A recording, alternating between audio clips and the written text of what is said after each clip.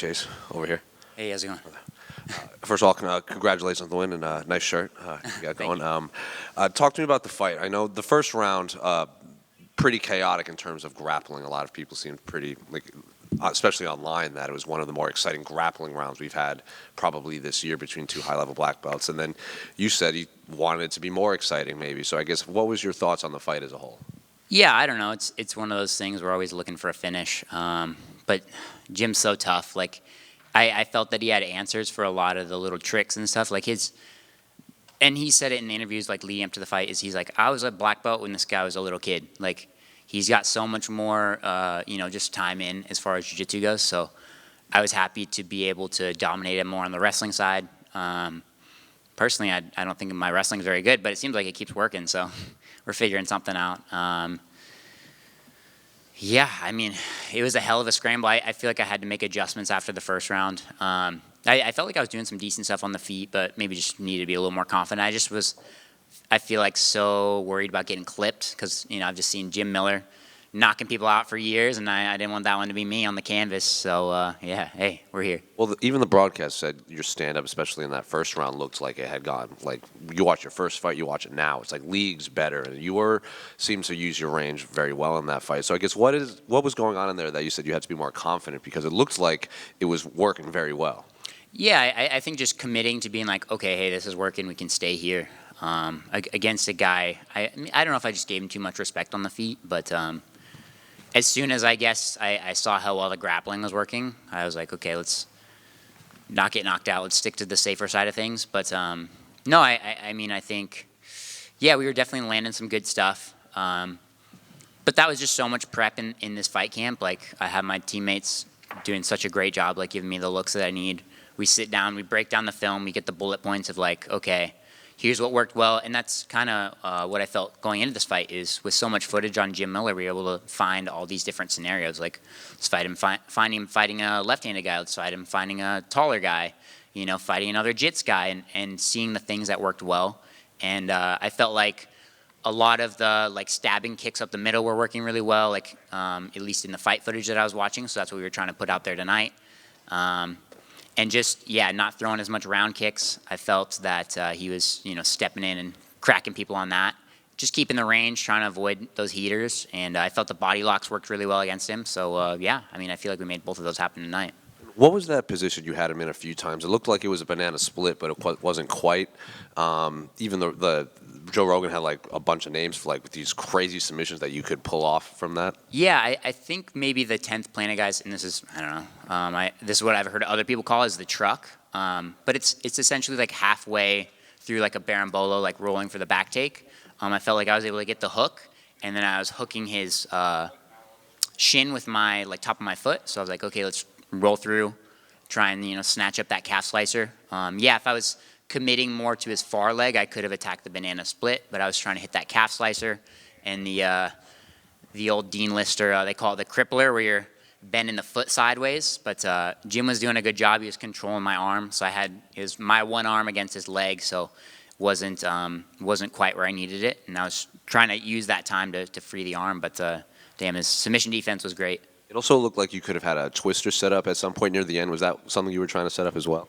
Yeah, for sure. The twister was definitely there, and it was one of those things where I felt like I was kind of losing that position. So I was like, do I go for it and then maybe lose it and look like an idiot if he puts me on my back, or do I come up on top and try to break away and hit? But again, he was doing such a good job controlling the wrist, controlling the underhooks. It was making it hard for me to break open, make the space, and hit him from there. But hey, wasn't pretty, but we got it done.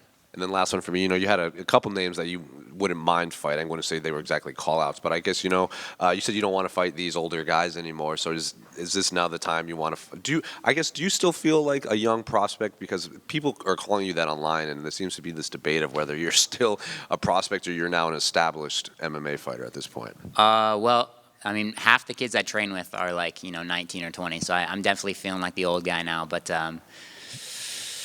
I don't know. Yeah, I feel like I've been in this business for a while. I mean, I started fighting at 16, and 9 years later, here we are. I do feel old. I do feel beat up a little bit, but that's the business. And I don't know. I feel, more established. This is my time. I'm making my way up the division.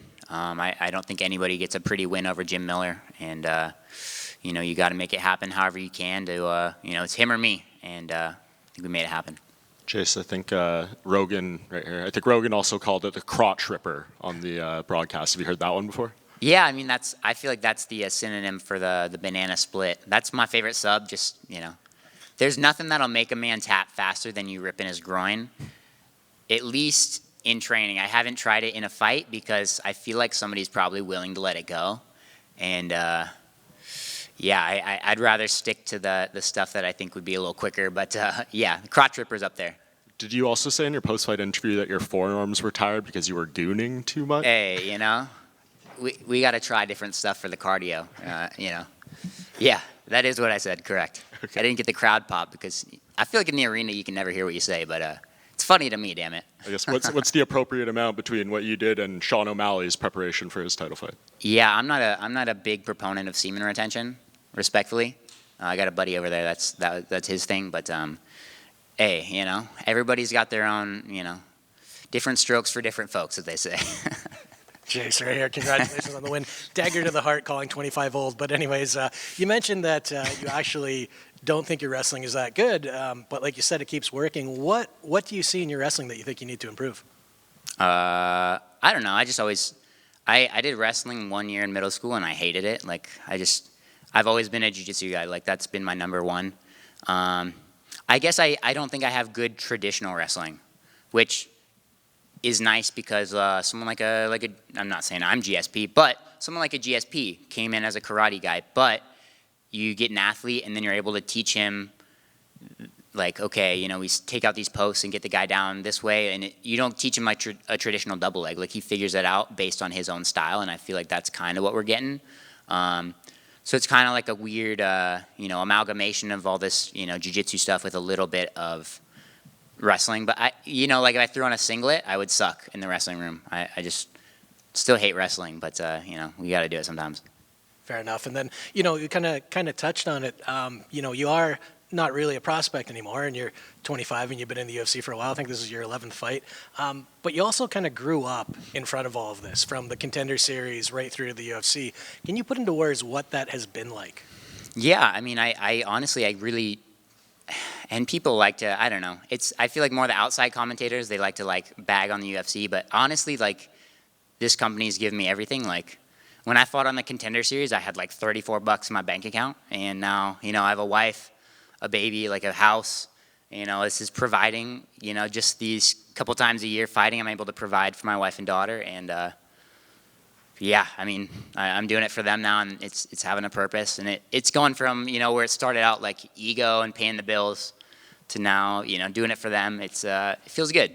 It feels like things are going the way they should. You don't get the storybook thing very often in life, but I feel like we're here. Good to hear. Thanks. Thanks. Chase, you mentioned your family. Your daughter's very young. You started your UFC career really young. What's one lesson you learned from there that you plan on teaching her one day? I mean, I think it's easier said than done, but just trying to not care what other people think. Again, my Contender fight, where I got beat up the first 5 minutes, all the comments, or at least half of the comments, were telling me how much I suck, how I should stop fighting. They shouldn't have signed you, whatever.